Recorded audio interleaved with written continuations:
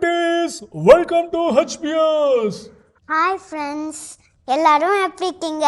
உங்களுக்கு HPS பிடிச்சிருக்கா? அவங்களுக்கு பிடிக்காம எப்படி இருக்கும் லிஃபான்யா? அவங்களுக்கு ரொம்ப ரொம்ப பிடிக்கும். உனக்கு பிடிச்சிருக்கா? அதுக்காக தானே பப்ளோன்னு என் கூட வச்சிருக்கேன். என்ன உனக்கு பிடிச்சிருக்குன்னு சொல்லி என்னையும் நீ என் கூட வச்சிருக்கியா? நான் தான் போனா போது இந்த ஷோல நீ ஆங்கரிங் பண்ணலான்னு சொல்லி உன்னையும் நான் கூட வச்சிருக்கேன். என்ன சவுண்டு கூடுது? போ. மேஜிக் பண்ணத்தா? தலைகீழ தொங்க விடுத்தா? ஐயோ வேணாம் வேணாம் வேணாம், அப்படி எதுவும் பண்ணிடாத. என்ன குட்டீஸ், பப்ள தலைகீழ தொங்க விடலாமா? ஐயோ, நீ குட்டீஸை வேற ஹெல்ப்புக்கு கூப்பிடுறியா? குட்டீஸ், no no no, I am பாவம். நம்ம பேசாம ஷோல ஃபர்ஸ்ட் செக்மெண்ட் போயிடலாம். ஃபர்ஸ்ட் செக்மெண்ட் என்ன பார்க்க போறோம்? ஐயோ போ பப்ள, முதல்ல மாமா ஆக்ஷன் சாங் தான் பார்க்க போறோம். அப்போ பார்க்கலாமா? பார்க்கலாமே, பார்க்கலாம்.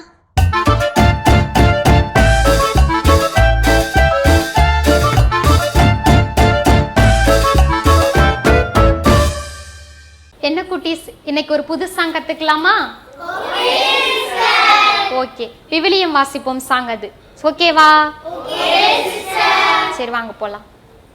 விவிலியம் வாசிப்போம் கைத்தட்டு, விவிலியம் வாசிப்போம் கைத்தட்டு, விவிலியம் வாசிப்போம் கைத்தட்டு, விவிலியம் வாசிப்போம் கைத்தட்டு, விவிலியம் வாசிப்போம் தினமும் வாசிப்போம் கைத்தட்டு, விவிலியம் வாசிப்போம் தினமும் வாசிப்போம் கைத்தட்டு, விவிலியம் வாசிப்போம் தலையசை, விவிலியம் வாசிப்போம் தலையசை, விவிலியம் வாசிப்போம் தலையசை, விவிலியம் வாசிப்போம் தலையசை, விவிலியம் வாசிப்போம் தினமும் வாசிப்போம் தலையசை, விவிலியம் வாசிப்போம் தினமும் வாசிப்போம் தலையசை, விவிலியம் வாசிப்போம் உதடசை, விவிலியம் வாசிப்போம் உதடசை, விவிலியம் வாசிப்போம் உதடசை,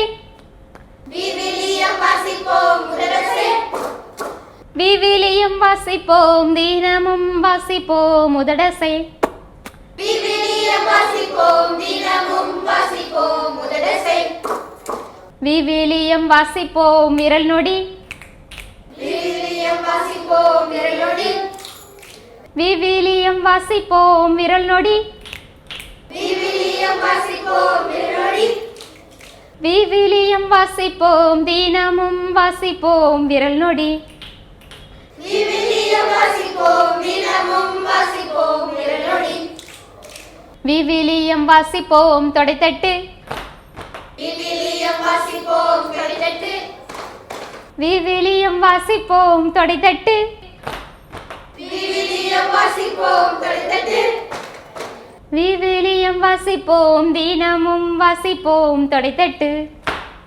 விவிலியம் வாசிப்போம் தினமும் வாசிப்போம் கைத்தட்டு, விவிலியம் வாசிப்போம் கால் மீதி, விவிலியம் வாசிப்போம் கால்விதி, விவிலியம் வாசிப்போம் கால் மீதி, விவிலியம் வாசிப்போம் கால்விதி, விவிலியம் வாசிப்போம் தினமும் வாசிப்போம் கால் மீதி, விவிலியம் வாசிப்போம் தினமும் வாசிப்போம் கால்விதி, விவிலியம் வாசிப்போம் அனைத்தும் செய்,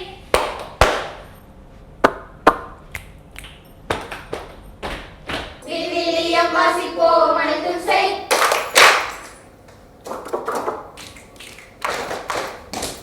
விவிலியம் வாசிப்போம் அனைத்தும் செய்,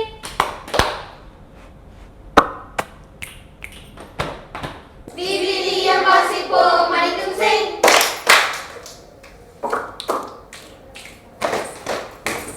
விவிலியம் வாசிப்போம் தினமும் வாசிப்போம் அனைத்தும் செய்,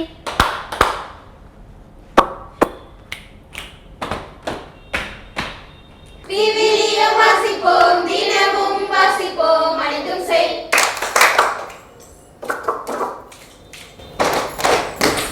விவிலியம் வாசிப்போம் கைத்தட்டு, விவிலியம் வாசிப்போம் கைத்தட்டு, விவிலியம் வாசிப்போம் தினமும் வாசிப்போம் கைத்தட்டு, விவிலியம் வாசிப்போம் தலையசை. விவிலியம் வாசிப்போம் தலையசை. விவிலியம் வாசிப்போம் தினமும் வாசிப்போம் தலையசை. விவிலியம் வாசிப்போம் முதடசை. விவிலியம் வாசிப்போம் முதடசை. விவிலியம் வாசிப்போம் தினமும் வாசிப்போம் முதடசை. விவிலியம் வாசிப்போம் விரல் நொடி. விவிலியம் வாசிப்போம் விரல் நொடி. விவிலியம் வாசிப்போம் தினமும் வாசிப்போம் விரல் நொடி. விவிலியம் வாசிப்போம் தொடைத்தட்டு. விவிலியம் வாசிப்போம் தொடைத்தட்டு. விவிலியம் வாசிப்போம் தினமும் வாசிப்போம் தொடைத்தட்டு. விவிலியம் வாசிப்போம் கால்மிதி. விவிலியம் வாசிப்போம் கால்மிதி. விவிலியம் வாசிப்போம் தினமும் வாசிப்போம் கால்மிதி. விவிலியம் வாசிப்போம் அனைத்தும் செய்.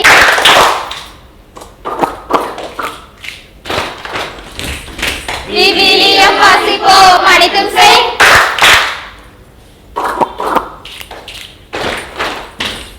விவிலியம் வாசிப்போம் தினமும் வாசிப்போம் அனைத்தும் செய்.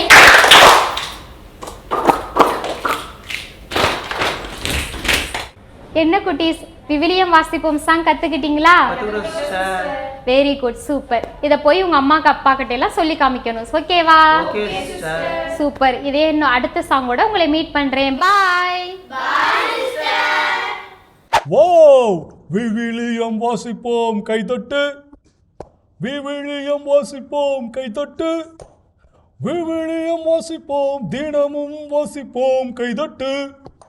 வாவ், சூப்பரான சாங் இல்லையா லிஃபான்யா? உனக்கு பிடிச்சிருந்ததா?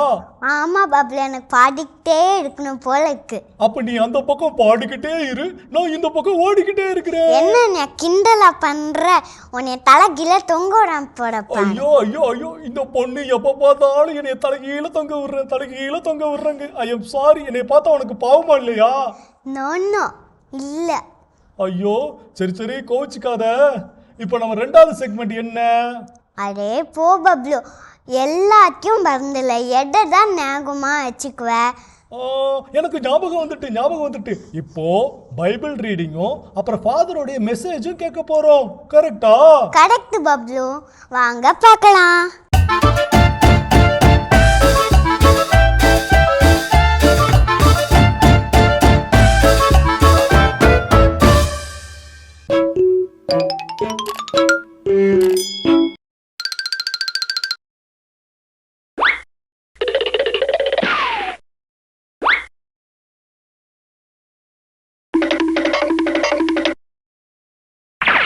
மத்தேயு 25:14 முதல் 30 முடிய.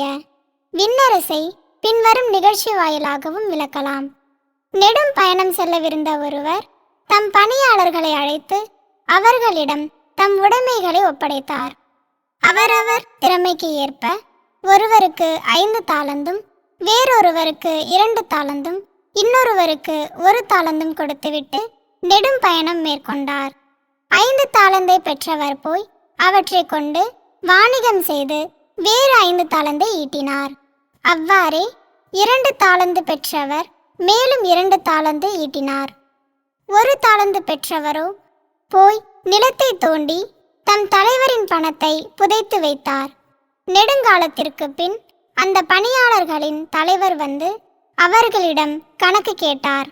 5 தாலந்து பெற்றவர் அவரை அணுகி வேறு 5 தாலந்தை கொண்டு வந்து, ஐயா, 5 தாலந்தை என்னிடம் ஒப்படைத்தீர், இதோ பாரும், இன்னும் 5 தாலந்தை ஈட்டியுள்ளேன் என்றார். அதற்கு அவருடைய தலைவர் அவரிடம், நன்று, நம்பிக்கைக்குரிய நல்ல பணியாளரே, சிறிய பொறுப்புகளில் நம்பிக்கைக்குரியவராய் இருந்தீர். எனவே பெரிய பொறுப்புகளில் உம்மை அமர்த்துவேன். உம் தலைவனாகிய என் மகிழ்ச்சியில் நீரும் வந்து பங்கு கொள்ளும் என்றார். 2 தாலந்து பெற்றவரும் அவரை அணுகி, ஐயா, நீர் என்னிடம் 2 தாலந்து ஒப்படைத்தீர், இதோ பாரும், வேறு 2 தாலந்து ஈட்டியுள்ளேன் என்றார். அவருடைய தலைவர் அவரிடம், நன்று, நம்பிக்கைக்குரிய நல்ல பணியாளரே, சிறிய பொறுப்புகளில் நம்பிக்கைக்குரியவராய் இருந்தீர். எனவே பெரிய பொறுப்புகளில் உம்மை அமர்த்துவேன். தலைவனாகிய என் மகிழ்ச்சியில் நீரும் வந்து பங்கு கொள்ளும் என்றார். ஒரு தாளந்தை பெற்றுக்கொண்டவரும் அவரை அணுகி, ஐயா, நீர் கடின உள்ளத்தினர், நீர் விதைக்காத இடத்திலும் போய் அறுவடை செய்பவர், நீர் தூவாத இடத்திலும் விளைச்சலை சேகரிப்பவர் என்பதை அறிவேன். உமக்கு அஞ்சியதால் நான் போய் உம்முடைய தாளந்தை நிலத்தில் புதைத்து வைத்தேன். இதோ பாரும், உம்முடையது என்றார். அதற்கு அவருடைய தலைவர், சோம்பேறியே, பொல்லாத பணியாளனே, நான் விதைக்காத இடத்திலும் போய் அறுவடை செய்பவன், நான் தூவாத இடத்திலும் போய் சேகரிப்பவன் என்பது உனக்கு தெரிந்திருந்தது அல்லவா? அப்படியானால் என் பணத்தை நீ வட்டி கடையில் கொடுத்து வைத்திருக்க வேண்டும். நான் வரும்போது எனக்கு வரவேண்டியதை வட்டியோடு திரும்ப பெற்றிருப்பேன் என்று கூறினார். எனவே அந்த தாளந்தை அவனிடமிருந்து எடுத்து 10 தாலந்து உடையவரிடம் கொடுங்கள். ஏனெனில் உள்ளவர் எவருக்கும் கொடுக்கப்படும், அவர்கள் நிறைவாக பெறுவர். இல்லாதோரிடமிருந்து அவரிடம் உள்ளதும் எடுக்கப்படும். பயனற்ற இந்த பணியாளை புறம்பேயுள்ள இருளில் தள்ளுங்கள், அங்கே அழுகையும் அங்கலாய்ப்பும் இருக்கும் என்று அவர் கூறினார். ஹாய் குட்டீஸ், வீட்டில் விவிலியம். இன்னைக்கு நமக்கு தரப்பட்டிருக்கிற உவமை தாளந்து உவமை. ஆண்டவர் இயேசு சொல்கிற ஒரு அற்புதமான உவமை. அது படிக்கிற பிள்ளைகளுக்கு ரொம்ப பொருத்தமான உவமை. உனக்கு கொடுக்குறார், ஒருத்தர்கிட்ட 10 ரூபா கொடுக்குறார், ஒருத்தர்கிட்ட 50 ரூபா கொடுக்குறார், ஒருத்தர் 100 ரூபா கொடுக்குறார். அந்த இதை நீங்கள் எப்படி மல்டிப்ளை பண்ணுறீங்க? இப்போ ஒரு எக்ஸசைஸ் கொடுக்குறோம். What are your strengths? உன்னுடைய ஆற்றல் என்ன கண்டுபிடிங்க. நீங்கள் உட்காந்து எழுதுங்க, உங்களுடைய ஆற்றல் என்ன. ஆற்றல்னா என்ன? உள்ள இருக்கிற உள் சக்தி, உள்ளே இருக்கிற எனர்ஜி. நான் அமைதியாக இருப்பேன், கோபப்பட மாட்டேன், மன்னிச்சிடுவேன், அன்பாக இருப்பேன். இதெல்லாம் உங்களுடைய இன்னர் ஸ்ட்ரென்த். டேலண்ட்ஸ், வெளிக்கொணர்வது. ஆடுவேன், பாடுவேன், வரைவேன், எழுதுவேன், ஸ்விம் பண்ணுவேன். இதெல்லாம் உங்களுடைய டேலண்ட்ஸ். ஸோ நீங்கள் இன்றைக்கி உங்களுக்கு ஒரு எக்ஸசைஸ், உங்களுக்கு ஒரு ஹோம்ஒர்க். பேப்பர் எடுத்து உன்னுடைய ஆற்றல் என்ன, வாட் ஆர் யுவர் ஸ்ட்ரென்த்ஸ் அப்படின்னு எழுதுங்க. எவ்வளோ எழுத முடியுமோ எழுதுங்க. ஒரு நாள் முழுக்க எடுத்துக்கோங்க, எழுதிக்கிட்டே இருங்க. உங்களுடைய திறமை என்ன? காலையில் எழுந்திரிப்பது என்னுடைய ஆற்றல், காலையில் எழுந்த உடனே ஜெபிப்பது, கடவுளுடைய அருள் கேட்பது, அமைதியாக இருப்பது என்னுடைய ஆற்றல், ஸ்ட்ரென்த் அப்படின்னு எழுதிக்கிட்டே இருங்க. உங்களுடைய ஆற்றல் என்ன இருக்கும் அப்படின்னு உங்களுடைய ஆற்றலை பட்டியலிடுங்க. உங்களுடைய திறமைகளை பட்டியலிடுங்க. பல நேரத்தில் சொல்லுவோம், எனக்கு ஒரு திறமையும் இல்லை, எனக்கு ஆட தெரியாது, பாட தெரியாது, அவனை பாருங்கள், இவனை பாருங்கள், நம்ம நிறைய நேரம் சொல்லுவோம். Each time a child is born, it comes with a message that God still loves the world, has not lost hope with the world. ஒவ்வொரு முறையும் ஒரு குழந்தை பிறக்கிற போது கடவுள் இந்த உலகத்தின் மீது அவநம்பிக்கை கொள்ளவில்லை, கடவுள் இந்த உலகத்தை அன்பு செய்கிறார் என்று அந்த குழந்தை வெளிப்படுத்துகிறது. அதனால தான் சொல்கிறோம், நம்மக்கிட்ட அந்த பூரிப்பு இருக்கணும். நம்மக்கிட்ட இவ்வளவு ஆற்றல் கொடுத்துருக்கிறார், எல்லாருக்கும் கொடுத்துருக்கிறார் ஆற்றல். பார்வையற்றவராக இருக்கலாம், காது கேளாதவராக இருக்கலாம், ஊனமுற்ற எல்லாருக்கும் கடவுள் ஒவ்வொரு சக்தியும் பலத்தையும் கொடுத்துருக்கிறார். அதை கண்டுபிடிச்சு அதை பன்மடங்காய் மாற்றுவது. இருந்த மாதிரியே இருக்க முடியாது. அந்த அம்மிக்கல் ஆட்டுக்கல் வச்ச இடத்துல அப்படியே இருக்கும், அப்படி இருக்க முடியாது. நம்ம வளர்ந்துக்கிட்டே இருக்கணும், உருவாகிக்கிட்டே இருக்கணும், இன்னும் சிறப்பாக ஆகிட்டு மாறிக்கிட்டே இருக்கணும். இதுதான் இந்த தாளந்து உவமை நமக்கு தருகிறது. நம்ம கொடுத்துருக்கிற 10 100 மாற்றணும், 100 1000 மாற்றணும். இதுதான். அதை எப்படி? உழைப்பின் வழியாக, hard work. There is no royal road for learning. நீங்களாம் மாணவர்கள் அந்த ஒரு புக்கை எடுத்துக்கிட்டு முகத்தில் அப்படி விசிறி அப்படி தலையில் அப்படி காட்டினா ஞாபக சக்தி வந்துடுமா? வராது. உழைக்கணும், படிக்கணும், அதில் என்னுடைய டைமை இன்வெஸ்ட் பண்ணணும். இதுதான் ஆற்றலை பெருக்குவதற்கான வழி. உனக்கு எது பிடிச்சிருக்கோ அதை திருப்பி செய், மீண்டும் செய், அதிகமாக செய். உனக்கு எதில் ஆர்வம் இருக்கிறதோ, எதில் உங்கள் மனசு பற்று இருக்கிறதோ அதை நீங்கள் நிறையா செய்யும் போது உன்னுடைய ஆற்றல், உன்னுடைய திறமையெல்லாம் பல மடங்காய் மாறும். அதனால் சொல்கிறோம், making melody in my heart, making melody in my heart, making melody in my heart unto the King of Kings. Thumbs in, elbows out, legs apart, knees bent, head up, turn around. இப்படி ஆடி பாடி மகிழும் போது உங்கள்கிட்ட இருக்கிற ஆற்றல் உங்களுக்கு தெரியாமையே வெளியே வரும், சக்தி உங்கள்கிட்ட பிறக்கும். இது ஆண்டவர் நமக்கு தருகிற தாளந்து உவமையின் கதை. 10 100 ஆக்கணும், 100 1000 ஆக்கணும். இது நம்முடைய சேலஞ்ச். இப்போ உங்களுக்கு இன்னொரு சேலஞ்ச் கொடுக்குறேன். இதை பாருங்கள், இது என்னன்னு உங்களால் தெரியுதா? பாருங்கள், கண்டுபிடிங்க. இது ஆங்கில எழுத்து. என்ன எழுத்துன்னு கண்டுபிடிங்க. என்ன வேர்டு இருக்குது இதில் கண்டுபிடிங்க. மறைஞ்சிருக்கு. கண்டுபிடிச்சவங்களுக்கு வாழ்த்து. என்ன கண்டுபிடிச்சிங்களா? கண்டுபிடிக்காதவங்களுக்கு ஒரு க்ளூ தரம் பாருங்கள். இது ஆங்கிலத்தில் இருக்கிற வார்த்தை, வெள்ளையாக இருக்கிறது தான் நீங்கள் கண்டுபிடிக்கணும். இது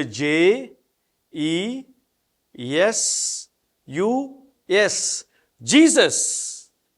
கண்டுபிடிச்சிங்களா?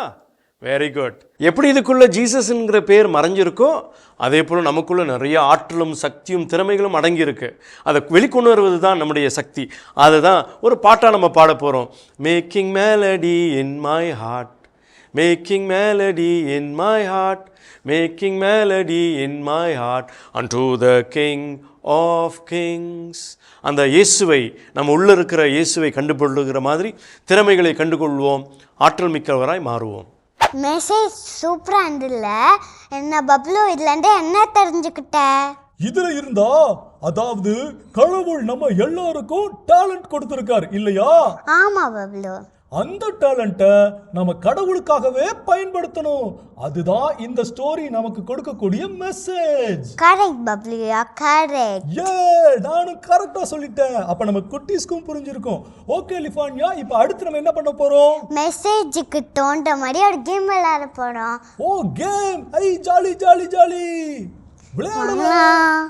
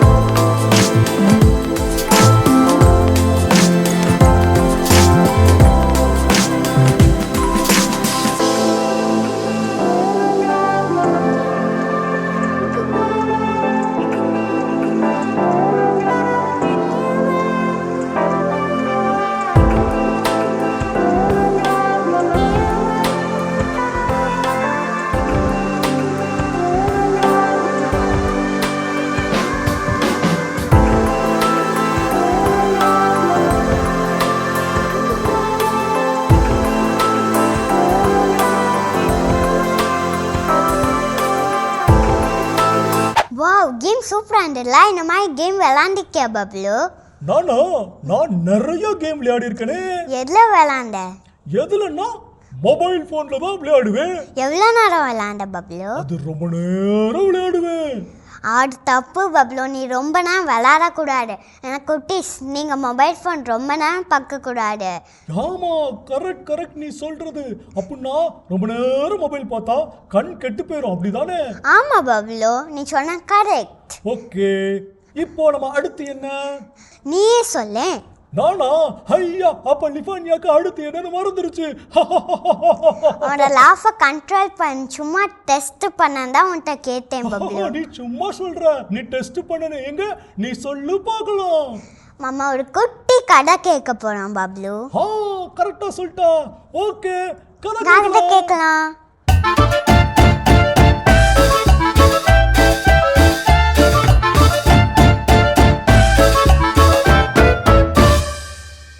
வாங்க வாங்க வாங்க செல்லுங்களா, எல்லாம் எப்படி இருக்கிறீங்க? நல்லா இருக்கிறீங்களா? ஸோ டெய்லி ஒரு புனிதரோட கதையை நாம தெரிஞ்சிட்டு இருக்கிறோம். இன்னைக்கும் ஒரு புனிதரோட கதையை தெரிஞ்சுக்க போறோம். அதுக்கு முன்னாடி ஒரு முக்கியமான விஷயம், புனிதரோட கதையை நம்ம தெரிஞ்சுக்கிறது மட்டும் முக்கியம் இல்லை, அதை நம்ம ஃப்ரெண்ட்ஸ் கிட்ட சொல்லணும். அந்த புனிதர் மாதிரி நாமளும் வாழணும். ஓகேங்களா? என்னைக்குமே இந்த கதையை மறந்துடக்கூடாது. ஓகே ஃப்ரெண்ட்ஸ், இன்னைக்கான கதைக்குள்ள போவோமா?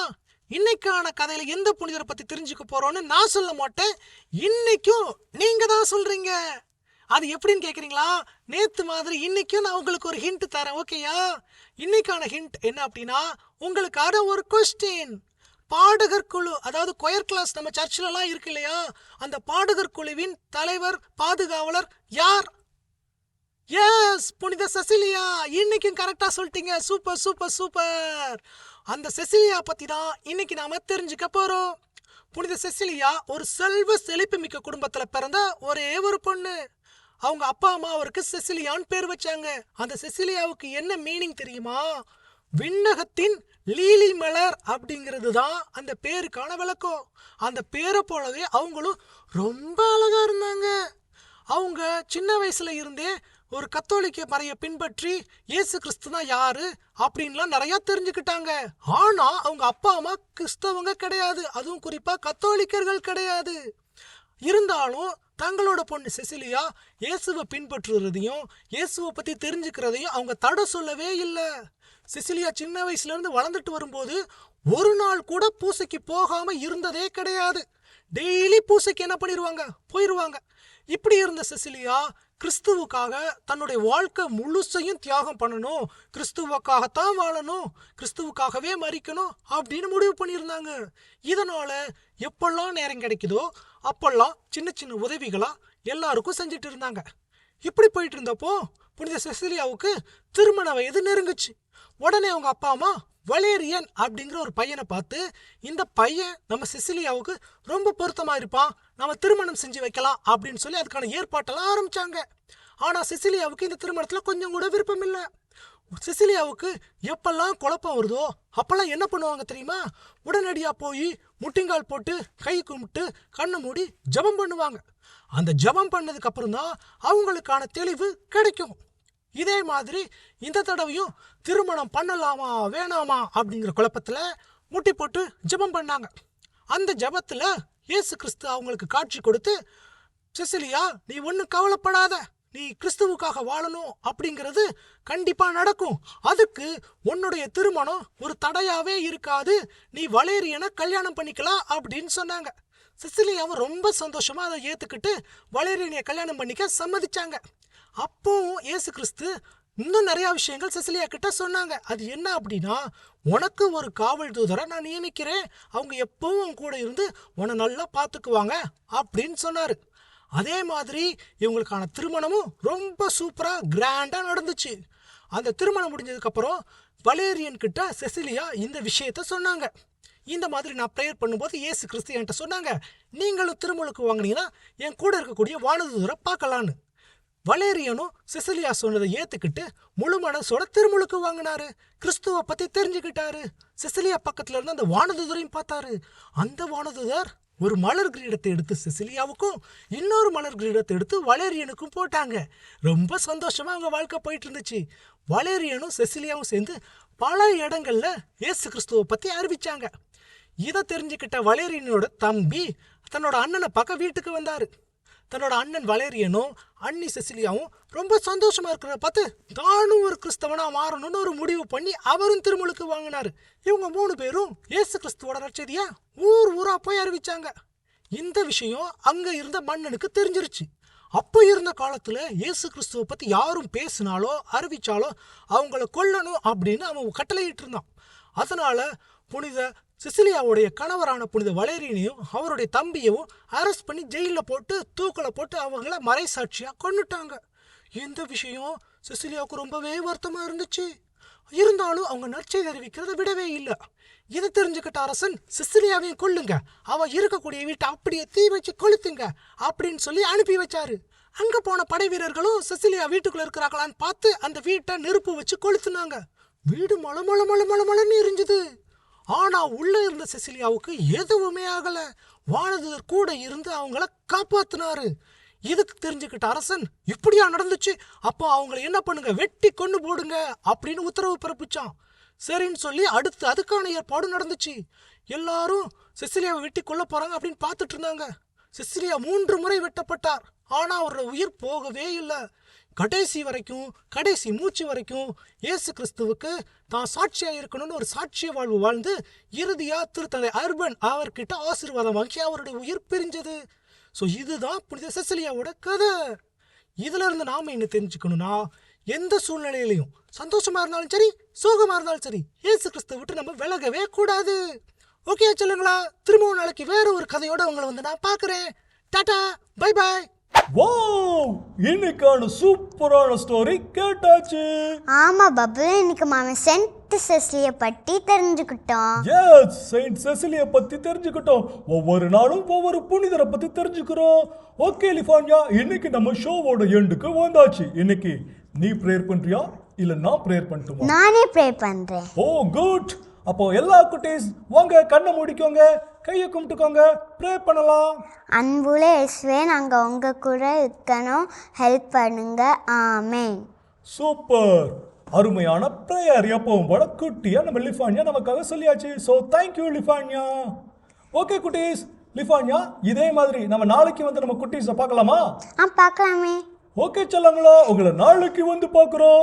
Tata, bye bye from Bablu. Bye from லிஃபான்யா. இயேசுவுக்கே புகழ். மரியே வாழ்க.